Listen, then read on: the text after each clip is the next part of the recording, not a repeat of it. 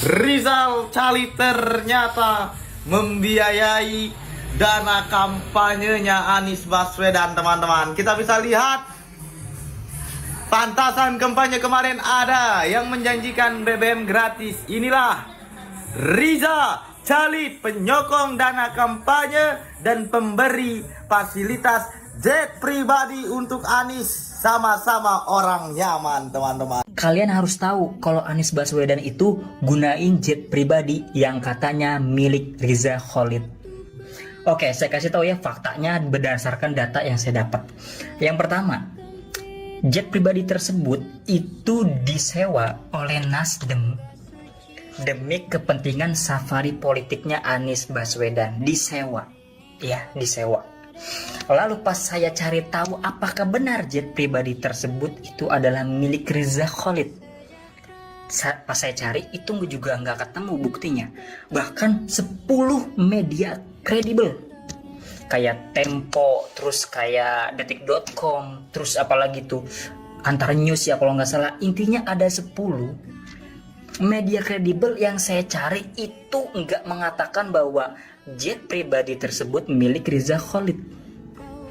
Ya, jadi itu terbantahkan. Lalu yang kedua, karena jet pribadi tersebut nyewa, artinya itu diberikan, difasilitasi bukan berdasarkan teman, bukan berdasarkan sukarela, bukan.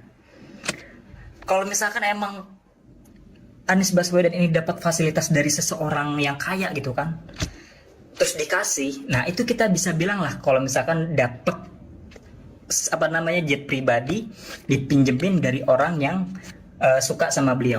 Sedangkan ini enggak, ini tuh soal sewa menyewa. Kalau nyewa artinya butuh duit. Misalkan saya punya barang nih, punya barang. Kalau teman saya mau minjem, saya kenal sama dia, saya baik sama dia, ya saya kasih. Saya pinjemin barangnya. Tapi kalau misalkan barang saya itu statusnya disewa, ya orang kalau mau pakai harus bayar. Gua nggak peduli lu teman gua apa bukan, saudara gua apa bukan. Kalau lu mau pakai barang ini ya lu harus bayar, karena ini gua bisnisin, karena ini bisnis gua, lu harus bayar. Nah sama dalam hal jet pribadi ini, bahwa jet pribadi itu disewa oleh Nasdem untuk kepentingan safari politik. Itu yang kedua. Lalu yang ketiga, ini fakta yang bikin saya ketawa. Kenapa? Karena ternyata yang pernah difasilitasi oleh Nasdem untuk kepentingan safari politik atau kampanye itu bukan cuma Anies Baswedan, tapi Joko Widodo juga pernah difasilitasi hal yang sama di 2014 oleh partai yang sama, Nasdem juga. jadi Termul ini kayaknya dia mau nyari masalah sama Anies. Pas dikorek-korek ternyata itu juga ditemuin pada sosok Jokowi juga. Ada juga pada sosok Jokowi. Bilang kalau pesawat tersebut milik mafia yang mana disewa oleh Nasdem. Ternyata Jokowi juga dapat fasilitas yang sama. Kalian bisa cek deh. Mau di ChatGPT kayak, mau di website di Google kayak, itu ada buktinya kalau 2014 Jokowi juga pernah difasilitasi jet pribadi. Kalau kalian menghubung-hubungkan jet pribadi tersebut milik mafia yang mendukung, artinya bukan cuma Anies aja yang didukung mafia, Jokowi juga dong. Kalau pakai logika yang sama ya. Jadi itu 3 fakta mengenai soal jet pribadi. Yang satu nggak ditemukan bukti dari media kredibel bahwa itu milik Riza Khalid.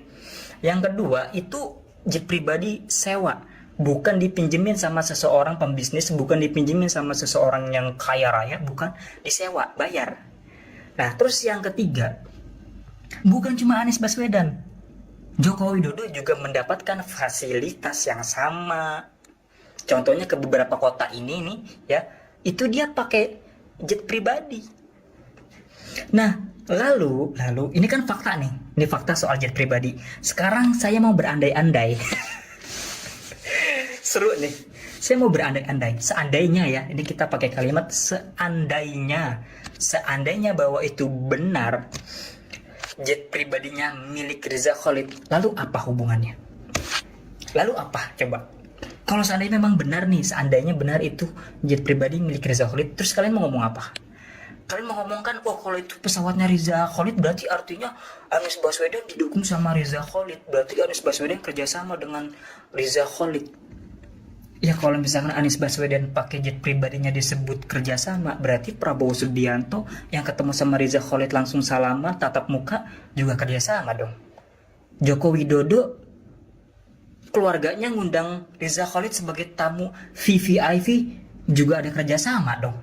Kalau misalkan dihubung-hubungkan ya, dicocokologi kayak gini, berarti ada hubungannya semua dong 3 orang ini. Apalagi pada saat Riza Khalid itu diundang ke acara pernikahan, dia sebagai VVIP. Saya ulangi, VVIP bukan VIP. Kalau VIP itu artinya very important person, artinya orang penting. Ini orang yang sangat penting, very important person. Tapi kalau misalkan V-nya 2, VVIP itu orang yang sangat-sangat penting. Kok bisa dia diundang sama keluarganya Mulyono sebagai tamu VVIP, orang yang sangat-sangat penting? Kalau lu ngundang orang, artinya lu butuh dia datang. Artinya lu pengen dia datang, artinya lu ngajak dia biar datang. Kalau lu dijadi tamu VVIP, artinya lu orang penting. Kok bisa keluarga Mulyono ngarepin dia datang ke acara pernikahan dan diperlakukan sebagai tamu istimewa? Coba, dari fakta yang kita lihat, kira-kira mana yang lebih pantas disebut kerjasama dengan Riza Khalid? Anies Baswedan, Prabowo Subianto, atau Mulyono? Coba sekarang saya tanya. Kalau emang kalian mau hubung-hubungkan ya, ini kita pakai logikanya Termul. Kalau ada hubungan dengan Riza Khalid berarti itu kerjasama. Ya berarti Anies Baswedan kerjasama sama Riza Khalid. Ya berarti Prabowo juga kerjasama dengan Riza Khalid. Ya berarti Jokowi juga kerjasama sama Riza Khalid. Hah? Apa maksudnya? Empat-empatnya 4 serangkai gitu.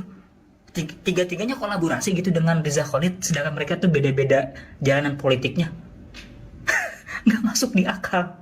Itu seandainya ya.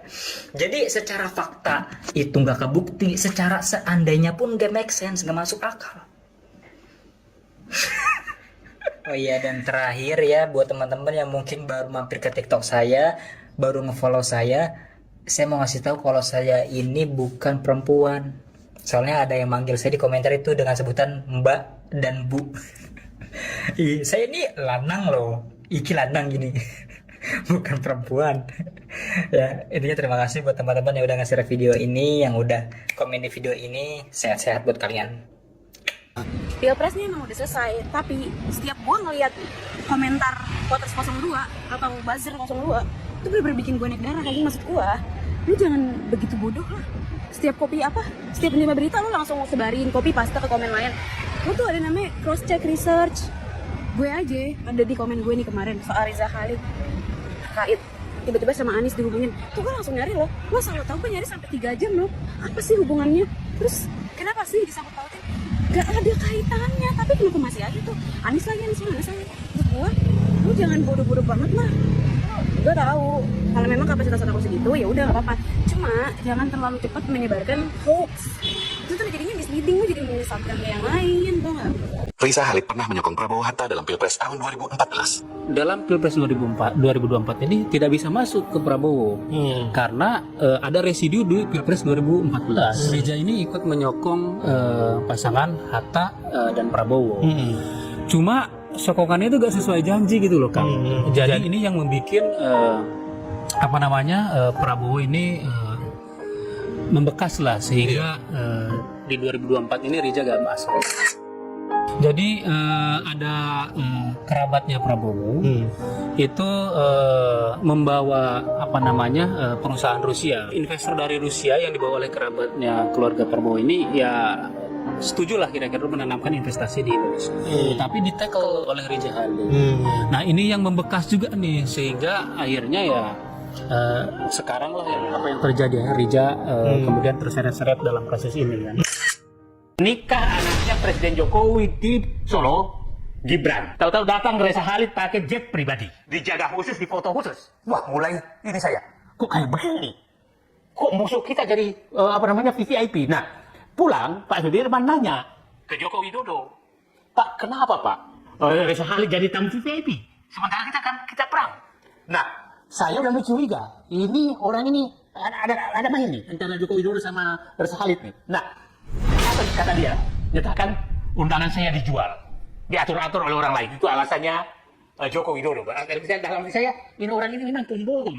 Masa pakai dia bohong? Kalau di undangan itu bukan dia undang, nggak mungkin dong VIP, nggak mungkin dong minta foto, ya kan? Logikanya. Nah, setelah itu mulai kata-kata jangan dimulai kita dihalangi untuk melanjutkan. Nah, setelah itu kan ada nikahan putranya Setia Novanto.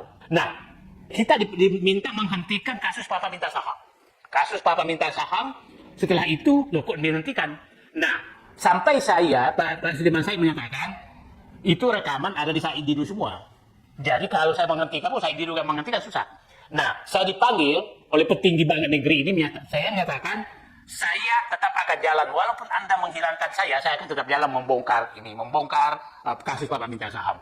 Nah, saking pemain wataknya Joko Widodo, sore itu dia konferensi pers sekitar 5:30 menyatakan aku ora sudi namaku dicatat oleh Reza Khalid. Lah, dia baru beberapa jam lalu melarang kita melanjutkan kok pura-pura pahlawan. Nah, itulah yang terjadi. Akhirnya setelah itu semakin akrab antara Reza Khalid dengan Joko Widodo. Setiap ada acara Reza Khalid hadir. Nah, loh kok kayak begini? Akhirnya muncullah 2018 kan itu terjadi 2018 terjadilah korupsi. Ada yang mengair di air keruh. Ini demonstrasi saya ingin anak-anak kita, bro, memahami ini. Kalau toh berhasil merubah sesuatu, ini akan memakan anak-anaknya sendiri. Karena kalau revolusi itu pasti korbannya anak-anaknya sendiri. Dan yang akan nunggangin itu orang yang tidak ikut apa-apa. Ini namanya mengayal di air keruh. Sekarang gini, waktu almarhum korban kita meninggal, kalau yang datang polisi sama Brimob oke dah. Tapi ada orang yang datang, dia apa hubungannya ya? Politisi. Jadi itu saya lihat udah mulai ada yang mau memancing di air keruh. Itu yang lu lihat. Itu kan kita lihat di TV lu. Kok saya lihatnya apa hubungannya ya orang ini? Kok datang? Nah, padahal yang mestinya datang minta maaf kan udah kayak polisi, presiden minta maaf itu memang harus. Tuntutan penuh itu secara moral yes. Tapi kalau datang orang kecil lu apa hubungannya? Nah ini kan ada gejala memancing di air keruh dan itu selalu terjadi di setiap revolusi. Jadi begini. Banyak hal tersembunyi, taruhlah kasus Reza Khalid itu misalnya. Oh iya. Misalnya kan itu kan sudah ada sejak zaman dulu, zaman saya juga ada, tapi kita nggak tahu. Sudah saya tanya kenapa dia tersembunyi seperti Reza Khalid, kok baru ditangkap sekarang? Karena dulu menurut Sudirman Said oleh Pak Jokowi nggak boleh. Itu dalam podcast dengan saya. Sudirman Said mengatakan Pak ini Pak yang harus dibawa ke ranah hukum. Dari Reza Khalid, Setia Novanto ini sama Pak Jokowi nggak dilanjutin. Pada zaman saya nggak muncul. Ketika orang bertanya itu Reza Khalid tuh kok baru ditangkap, baru ditersangkakan. Kan Pak Mahfud Menko Polhukam sebelumnya. Ya nggak tahu, uang itu sudah ditutup kan. Baru oleh Pak Prabowo dibuka. Baru kita kaget. Biar kalian nggak makin penasaran siapakah sebenarnya Reza Khalid, benarkah dia pendukung Pak Joko Widodo dulunya? Kita tanya ya. Halo Cici, benarkah Pak Reza Khalid pendukungnya Jokowi?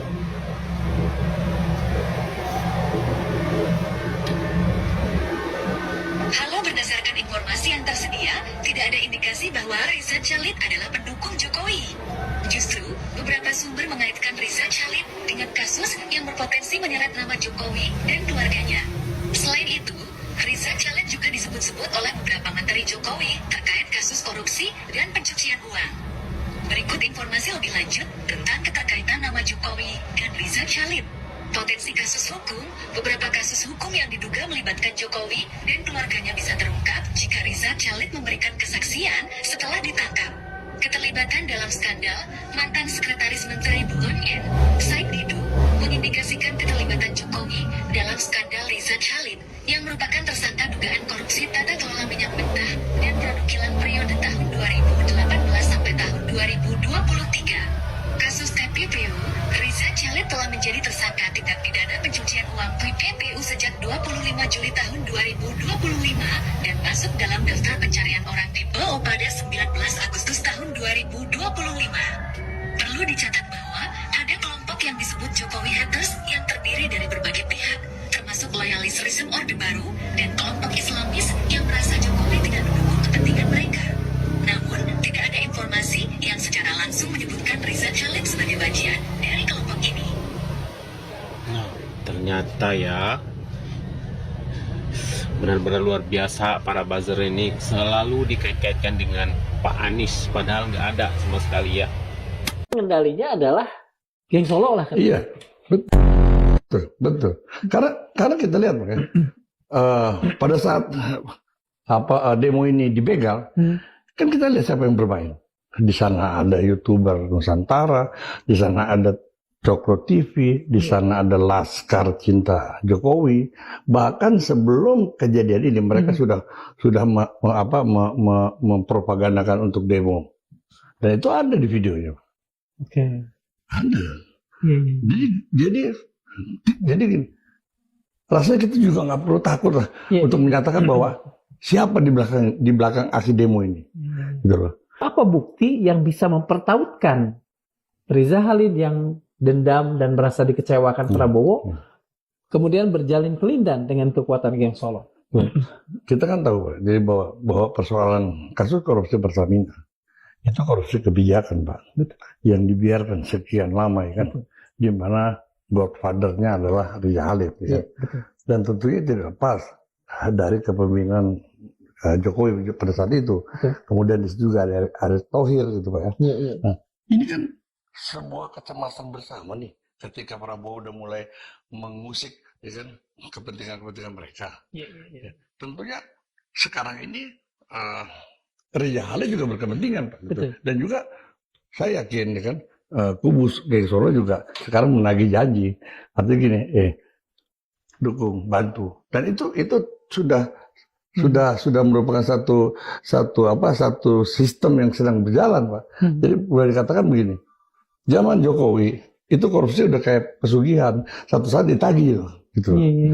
Satu saat ditagih kan, untuk kepentingan politik Jokowi. Pun saya menyuarakan untuk melengsarkan Prabowo Subianto, tapi siapa yang paling berperan atas kekacauan ini? Anies Baswedan. Oh, wong wedok utek isine taek ya koyo kone ku cuk jancuk. Kepingin nglengserno Prabowo, saiki menuduh Anies provokator demo. Cangkem nek gak tau sekolah koyo kone ku anak turune gerwani mbok rancuk kene ku. Tapi siapa yang paling berperan atas kekacauan ini? Anies Baswedan. Aduh, ini mah erot ya. Kalau ngomong nggak masuk di akal. Kalau dalang di balik demo ini seorang Anies, lalu apa keuntungannya buat seorang Anies? Tapi kalau di balik demo ini ada campur tangannya geng Solo, itu baru masuk di akal. Karena kalau sampai Pak Prabowo itu lengser, yang akan naik si Wapres kutu-kupret. Bukannya kau sendiri yang bilang lengserkan Prabowo. Malah saya malu kalau Pak Anies malahan yang jadi. Apa nggak salah baca aku nih, Mas? Pak Anies jadi, Masnya malu. Terus yang nggak Mas malu siapa? Siapa dulu nih? Samsul atau siapa? Kalau jadi Mas Samsul, Masnya nggak malu? Aduh, rusak warga plus 62. Pak Anies jadi presiden malah malu. Malu karena cerdasnya, Bang, ya? Ataupun karena berwibawa, gagah, semua pertanyaan nggak ada yang nggak bisa dijawab. Semua bisa dijawab. Pak Anies itu mungkin yang membuat Masnya malu, ya. Tapi kalau ditanya wartawan, ditanya profesor, ditanya santri, nggak pandai jawab, itu Mas bangga liatnya. Ya. Gitu mungkin masuk Masnya. Kalau yang ditanya itu pelango-pelango, itu mungkin Masnya nggak malu itu kalau jadi, ya. Tapi kalau orang cerdas, Masnya malu jadi, ya. Tapi siapa yang paling berperan atas kekacauan ini? Anies Baswedan. Saya agak bingung sama ibu-ibu ini, ya. Dia itu dasarnya ngomong itu apa gitu. Kekacauan dalangnya Anies Baswedan. Lah Anies itu miskin, nggak punya duit untuk menggerakkan demo bayaran, ya kan. Dapat duit dari mana dia? menggerakkan orang sebanyak itu. Dia aja selama ini diem, nggak banyak bicara kok, nggak banyak cerewet. Anies Baswedan itu apa dasar pemikirannya gitu? Kok nyari kambing hitam sampai segitunya? Orang yang diem kok ya di fitnah aneh-aneh gitu. Anies itu miskin, nggak banyak berorasi juga, jadi pentolan demo juga enggak. Kok nyalain Anies? Padahal setahu saya pendukung Anies itu nggak mau Prabowo lengser. Soalnya kalau Prabowo lengser, nanti Gibran naik. Itu aja sih. Video barusan itu dia itu kader PSI ya. Dia juga dulu pernah mencalonkan diri sebagai calon anggota dewan tapi gagal. Dan Mbak yang itu loyalis Pak Jokowi ya. Jadi dia menyerang Pak Anies ya. Dan banyak juga orang-orang yang menyerang Pak Anies seperti komentar-komentar tangkap Anies, adili Anies. Kalau saya memandang ya, saya bukan membela Anies ya, saya memandang dari pandangan saya ya.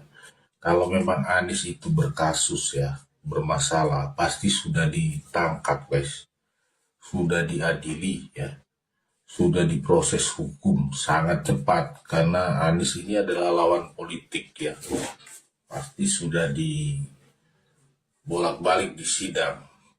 Tapi Anies itu sulit guys, karena saya lihat Anies itu orangnya bersih. Jadi dicari celahnya, bagaimanapun dicari celahnya, kesalahan daripada Anies ini sulit. Makanya lawan-lawan Anies terdahulu yang sepertinya punya ketakutan terhadap saudara Anies Baswedan ini. Jadi mereka sering komentar di media sosial, tangkap Anies, Anies sudah bermasalah, contohnya seperti maaf ya, saya bilang dia kader caleg gagal ya. Itu sama aja dengan menjatuhkan nama dari PSI ya, karena menyerang orang yang tidak pernah terbukti bersalah ya. Saya bukan membela Anies loh, tapi ini fakta loh ya. Anies itu kalau dia memang punya salah, punya kasus, pasti sudah disidangkan, sudah diproses.